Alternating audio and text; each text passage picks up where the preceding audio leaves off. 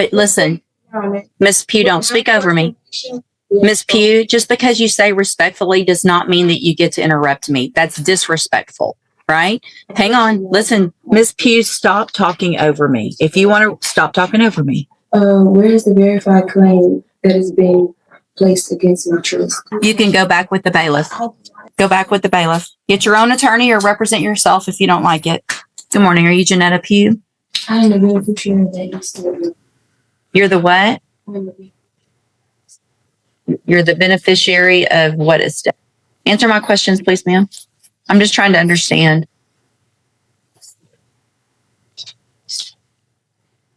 Okay. For the record, I recognize Ms. Pew before. I do as well, for the record. And I looked into Mr. Christopher Wiley. I can't find that person as practicing lawyer in the state bar page. And I cannot contact this on Ms. Pew's behalf. All right. So, Ms. Pew, Mr. Lewis has been appointed to represent you at this point. Obviously, you know as well as anyone that you're in custody and we want to get your case taken care of. If you've hired or your family has hired another lawyer, then they have to contact the court so that we can do something with your case. And do you know if they've hired someone?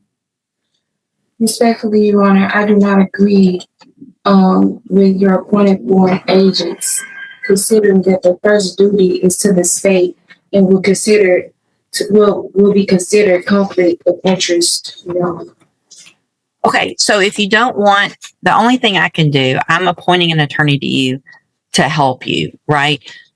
So if you don't want a court-appointed attorney, then your only option, two things. One is to represent yourself or to hire a lawyer.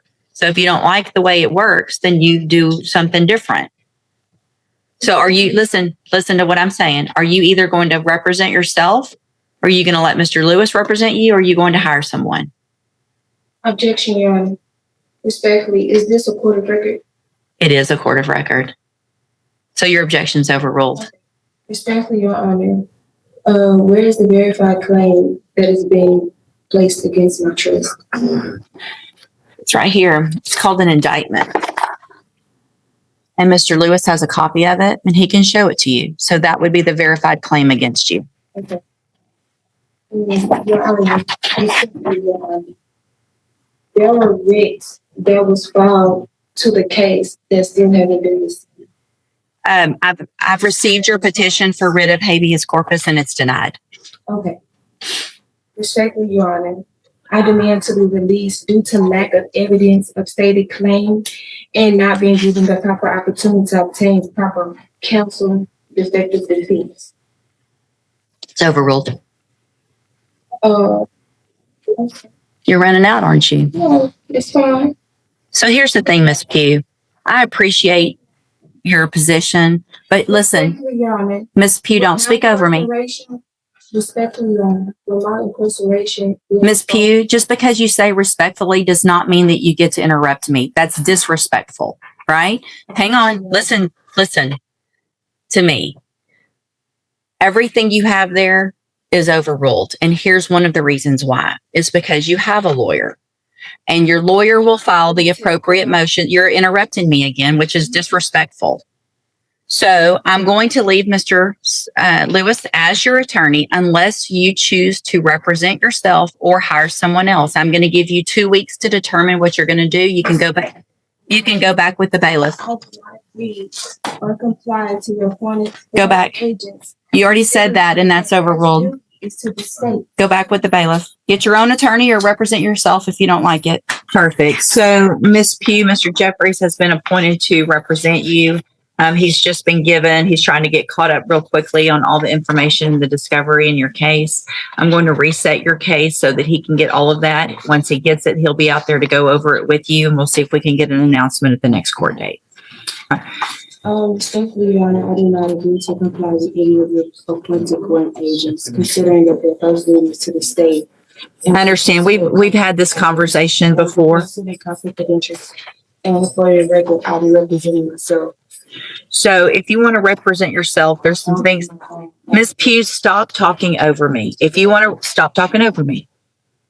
If you want to represent yourself, then there is a process that we have to go through, and we'll do that today if that's what you want to do. We'll get your case set for trial and we'll go forward that way. It is highly inadvisable for you to represent yourself. Lawyers have many, many years of training. They understand the law. They understand how a trial works, because here's what happens. When you're in a trial and you represent yourself, you're expected to know and follow all of the rules of evidence, all the rules of procedure. And so you're really at a disadvantage if you don't know those things. And so you have to do everything just like the assistant district attorney would. And if you don't, you're going to be in front of a jury and it's going to show, and it's just not going to be, it usually does not work out in your benefit. But I have to go through with you some questions first before we do that. And then if you still want to do that, then there's a couple of things couple of options, and we'll go over those as well. Okay. So I am supposed to ask you, I'm going to go through these questions. I need you to answer them if you want to represent yourself, because this is required. All right. So have you ever studied the law? Okay. Have you ever represented yourself before in any kind of criminal matter? Okay. Do you understand the charges against you?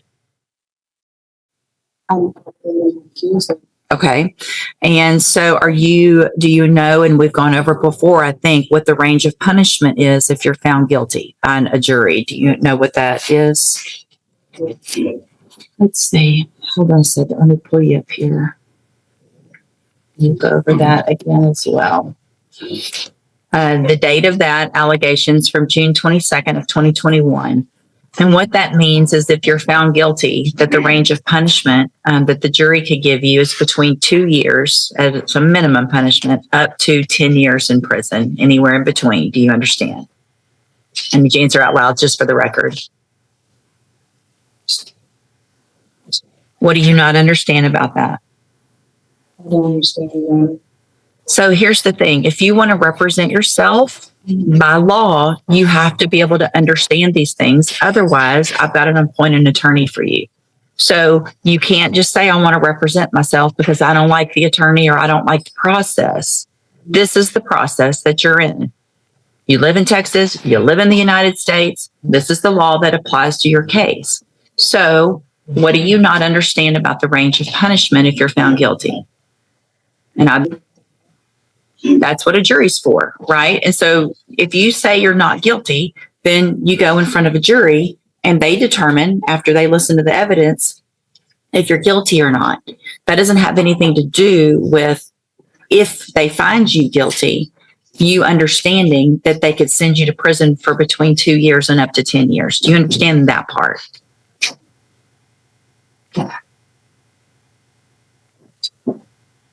What are you, yes or no? No, you don't understand that.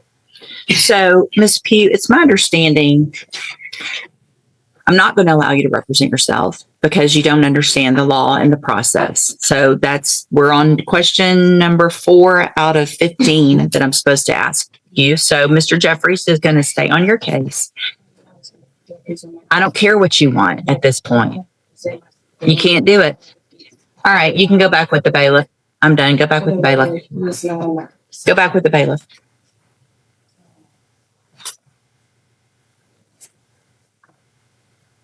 Welcome to the criminal punishment list. This was not meant to be any kind of punishment, I promise. So Mr. Jeffries, just get ready like you would.